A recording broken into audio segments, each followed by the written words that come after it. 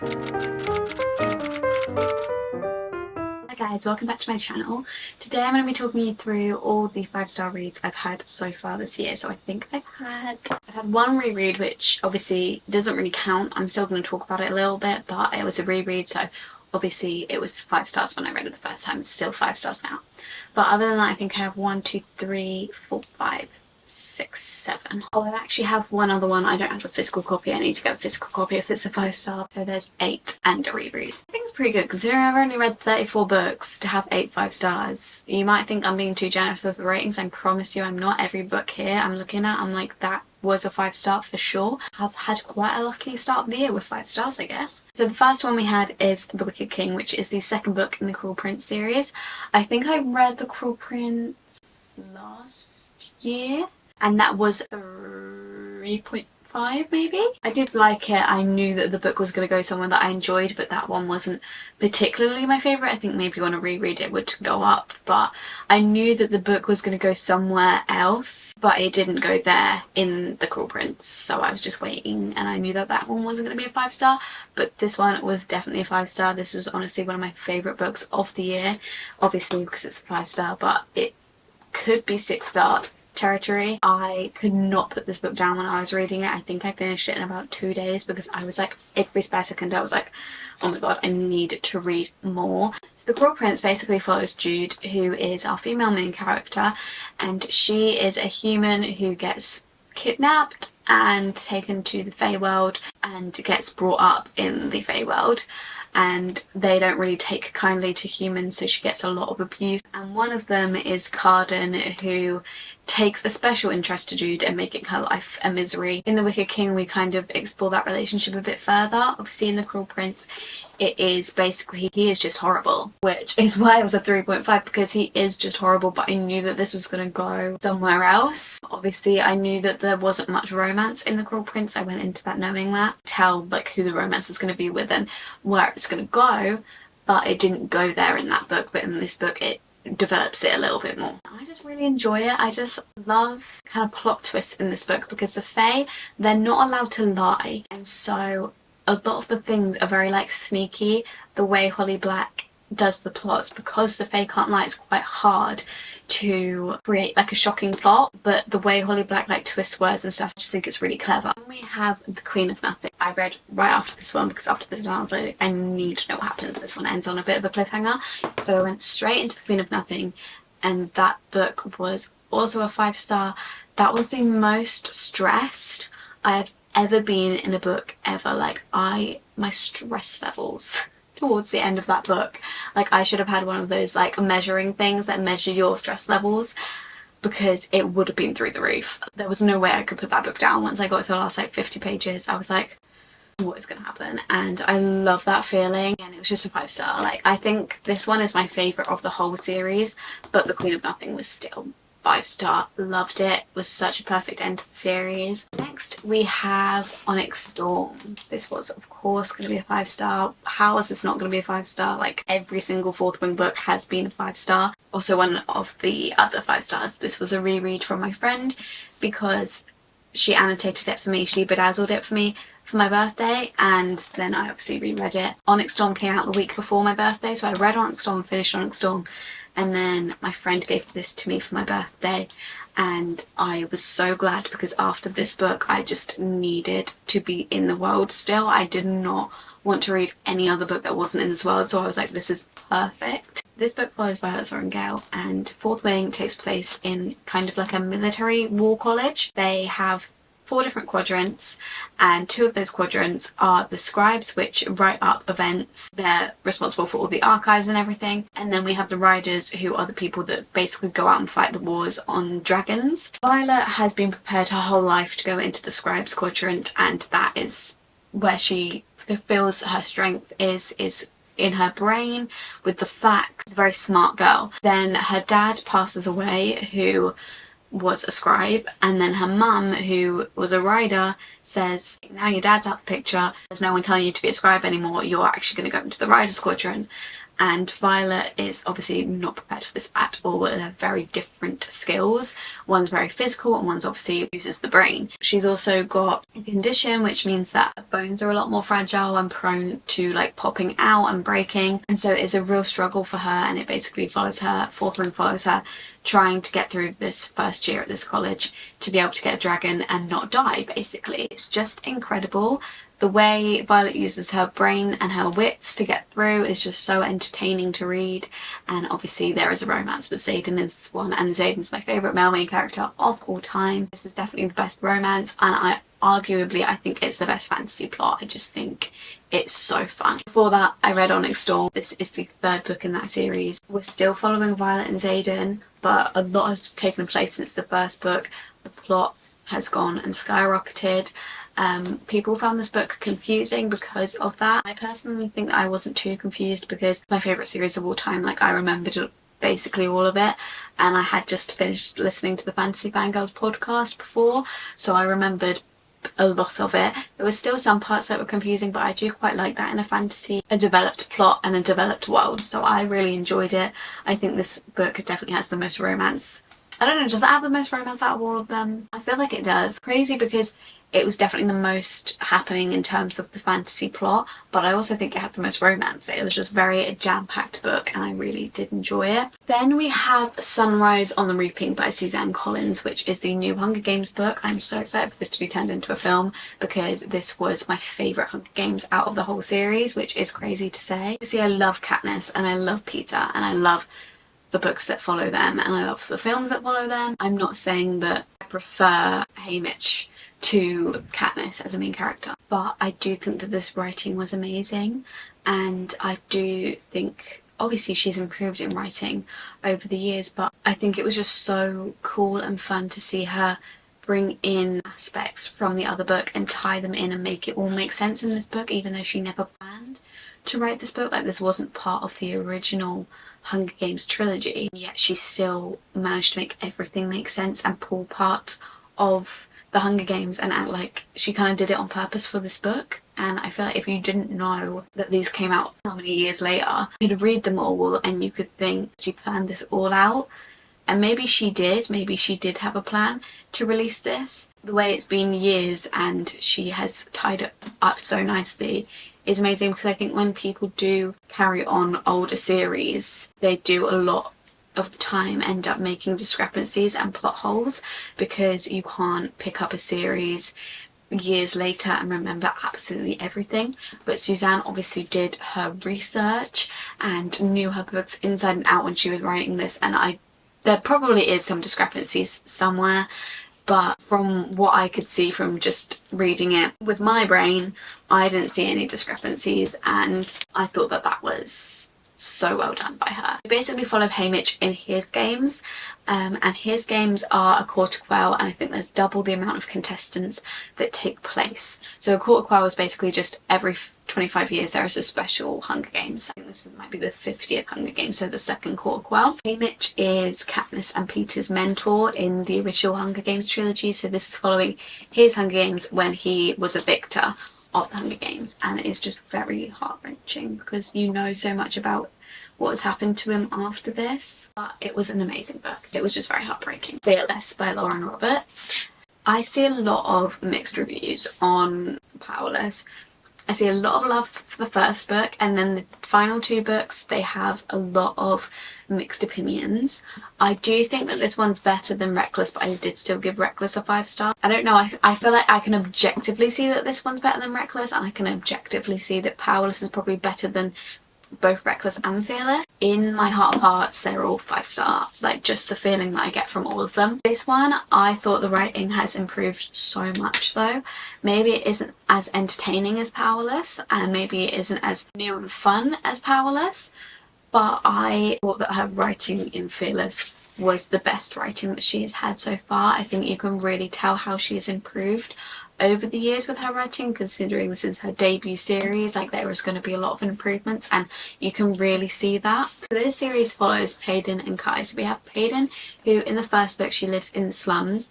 She is an ordinary, but she pretends that she has powers. So in this world we have ordinaries who don't have powers, and they are not they're banished or killed. And then we have the elites who do have powers who are allowed to stay in the kingdom of Ilia. Hayden doesn't want to be banished or killed. She pretends to be a psychic and she pretends that that's her power, but really she's just taught herself how to read people. One day she accidentally saves the prince. As her reward, she gets entered into these trials, which are supposed to be like the most elite of the elites get put in these trials, and the prince who she saved, Kai, is also in these trials, so they take part in these trials together. It's kind of like the Hunger Games, but the point isn't really to be the last one alive. It's more just like you go through all these trials and whoever wins them wins the games. And there's 3 and then there's like a week's break between them. So it's not as like intense as the Hunger Games, but it's a similar sort of concept in that there is a trial and a victor. That's what happens in the first book. We go through a lot more things since then to get to Fearless. In Fearless we are still following Hayden and Kai. We're in a different situation. I don't really want to say too much, I don't want to spoil it, but I think that the romance in this was amazing. I love Hayden and Kai, just any scene of them ever I will eat up. I just don't really care even what they're doing, even if they're doing something boring. They have so much chemistry that I don't feel like there needs to even be much of a plot, but I think that this one definitely did have the most plot. Definitely had more plot than Reckless. Lauren Roberts did such a good job in the plot of this one of tying everything together from the trilogy, because I kind of thought that the last book it would just be a little bit like predictable, like just wrapping everything up, putting everything in a neat bow, but she didn't really leave things in a neat bow, which I kind of like. I kind of don't like when everything's like just worked out perfectly and I'm like, okay, it's not very realistic. This one, it didn't necessarily tie everything up in a neat bow. Like everything was answered, but it didn't necessarily end in the most picture perfect way. This book was just plot twist after plot twist after plot twist, bringing things in from the very first book and making a plot twist with it, and I just didn't think that that would be the kind of book that this was. I thought it was going to be very surface level, like just tying everything into a neat bow and sorting out all the problems, but she brought plot twist after plot twist into it, and she tied up things from the very first book that I didn't even realise needed to be tied up. I just thought that this book was amazing and the way she wrote it was amazing, and it was just very unexpected how good the plot was. Like, I've always known the romance was always going to be good. Powerless, the plot, it wasn't necessarily like groundbreaking. It was a fun plot, but it wasn't necessarily the newest thing you've ever seen. And then Reckless, it kind of focused more on the characters than the plot. And then this one, Lauren Roberts really stepped up her game with the plots, and I actually went to a talk that Lauren Roberts did on this book, and it was just so interesting to hear how she kind of just said she didn't have that much of a plan for this book. She knew what she wanted to do with it, but she didn't have that much of a plan of where things were going. She was just writing, and I think that that is crazy because it seems like she planned this whole entire book from the very beginning. Then we have Great Big Beautiful Life by Emily Henry. This one is Emily Henry's latest release. She does a release every April, and it's my most anticipated release ever. Every single year I'm just like, here comes another 5-star, and this one was obviously no different. I wouldn't say this is my favourite Emily Henry. I don't know where this sits on my ranking, but probably nearer the bottom. But I still really enjoyed it, obviously it's still 5-star. Maas and Hayden are both kind of journalists. They both want to interview this woman who wants to do a tell-all on her life, and she used to be this big famous celebrity and she disappeared. She wants to now do a tell-all on her life, and Alice and Hayden are in competition to write that tell-all. And she decides to give them both a month's trial to impress her, and then she'll choose who will write. Obviously it's an Emily Henry book, there's a romance along the way. I love a bit of a competitive romance, you know, beach readers as well, and I'd say obviously it's 2 writers, so it is quite similar to Beach Read, but it's definitely very different from other Emily Henry books because it's got the subplot. I mean, all Emily Henry books have a subplot, but it's got a subplot about another character. Normally the subplot is about our main female character, and this one it is about the celebrity that they're writing the tell-all on. We kind of get to read in between chapters from the tell-all. So the chapter will be called The Story, and then it will give you what the public thought or what everyone thought, and then it will give you the actual truth that Margaret has told them. Romance was really refreshing in the way that they weren't really playing games. They were like, well, I like you, but this isn't going to work because we're competing for the same job and one of us is going to get it and that's going to lead to resentment. But they do acknowledge that they like each other and they're very grown up about it, which is quite refreshing to see, because a lot of the time in romances they get quite childish. Yeah, that was quite refreshing to see. Obviously there's a little bit less time with the romance because there's a little bit less time with our main characters, as there is a separate other character. I can see how people think that it's a bit rushed, the romance, but I think that obviously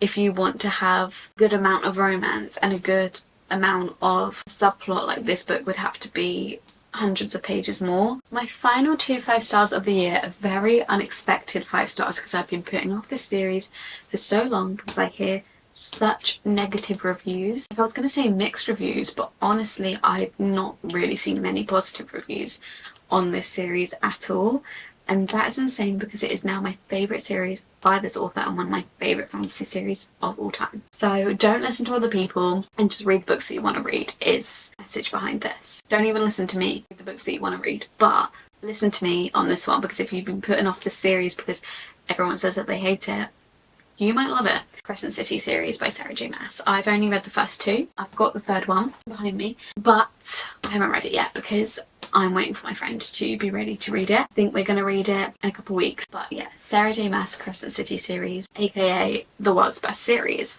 Obviously, we have House of Earth and Blood and House of Sky and Breath. The one I haven't read yet is House of Flame and Shadow, which I feel like House of Flame and Shadow is the one I've seen the worst reviews for. House of Earth and Blood is the first one, and we follow Bryce Quinlan, and she is a very different female main character to Sarah J Maas's main characters and the whole of the fantasy genre's female main characters. Usually they are quite reserved, they're quite shy, they spend their days at home and reading and collecting flowers. They are very typical fantasy female characters. They just all have a kind of similar trope to start off with, and then they obviously develop their character more as the series go on.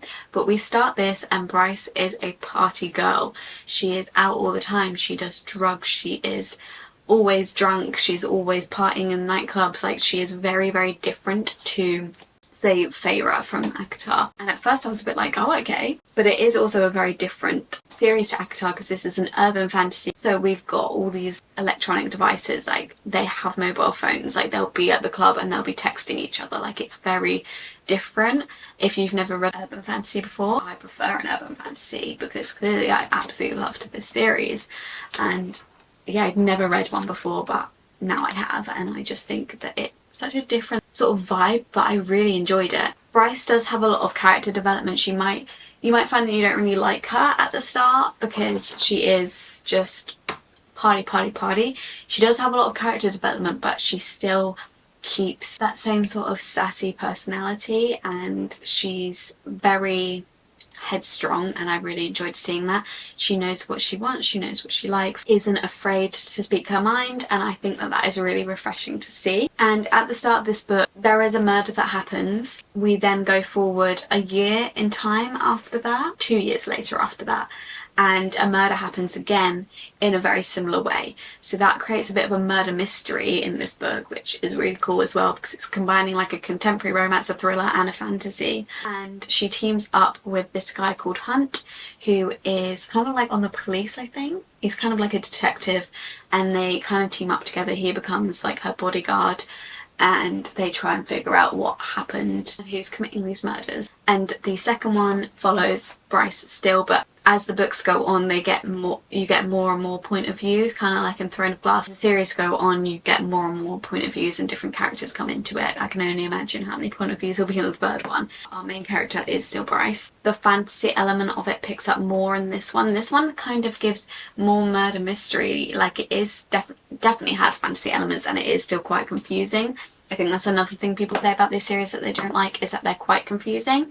There are things that you can go online and look up, obviously try and avoid spoilers, but there are like reading guides, which I did use a little bit, which helped. With fantasies, if they're confusing, you just persevere, keep reading, and eventually you'll understand, or understand enough to enjoy the series. I don't think you ever need to know everything inside and out that's happening at all times to continue reading. At least that's why I do. I just continue reading, and at some point it all makes sense. But yeah, I think this one definitely dives even deeper into the fantasy element. And the ending of this book, the best ending you will ever read in a book ever. I'm not going to spoil it. I don't know how this wasn't spoiled for me, because it's kind of insane, the ending. And those are my most recent 5 stars. I always love watching these videos because I think finding someone's 5-star read, like you rate that 5-star, you think that book is perfect. You know, if someone rates a book 4-star, you're like, oh yeah, maybe I'll pick it up. If someone rates a book 5-star, it makes me so intrigued to see what the book is, what they loved about it so much. So if you guys have any 5 stars of the year, please let me know down below. Give this video a thumbs up if you enjoyed it. Subscribe down below, turn on post notifications, you'll get notified every time that I upload. If you want to, you can follow my social medias at _libraryofeden on both TikTok and Instagram. And I'll see you in my next video very soon. Bye!